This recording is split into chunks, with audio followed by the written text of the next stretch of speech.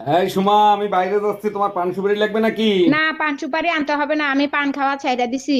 এইটা হজম হইলো না, সারাদিন যে ছাগলের মতো পান চাবায়, সে পান খাওয়া ছেড়ে দেয় কেমনি? পাশের বাড়ি সুমন ভাই বলছে আমার মুখ দিয়ে নাকি পানের গন্ধ আসে, তাই।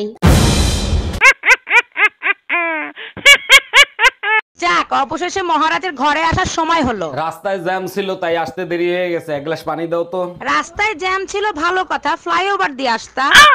ফ্লাইওভার দিয়েই আইছিলাম। আরে কি করো, নাও পানি খাও, মাথা ঠান্ডা করো।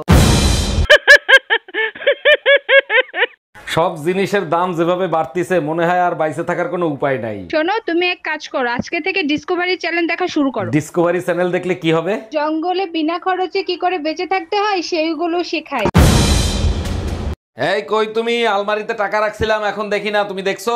আমি বড় লোকের মেয়ে, তোমার খুচরো টাকা দেখার সময় আমার নাই। আমি গরিব মানুষ, আমারও টাকা খোঁজার সময় এখন নাই। কোনো কিছু তো ঠিক মতো খুঁজবে না, আমার শাড়ি ভাঁজের মধ্যে রাখা আছে, দেখো। এই শুনছো, নোয়াখালীলা কুটনি বুড়ির লাগে বরিশালের সুসলা মাতারি তুমুল ঝগড়া লাগছে। শুনছি মানে 2 বিঘাজের মধ্যে ঝামেলা তো আমিই বাদাই দিছি। এইগুলা কি বলো তুমি? তুমি আবার কি করছো? তোমার সাথে যখন দুজন দুজনের নামে কুটনামি করতো না, ওইগুলো আমি রেকর্ড করে ওদের শুনাই দিছি। আমার মতো সুন্দর মেয়ে তুমি লাখেও একটা পাবা না, তোমার তো কপাল ভালো আমার মতো বউ পাইছো। বলো কি, তাই নাকি? তোর 14 গোষ্ঠীর কপাল যা আমার মতো একটা জামাই পাইছোস। আমার কপালে পোড়া, তার জন্য তোমাদের দুইজনকে পাইছি।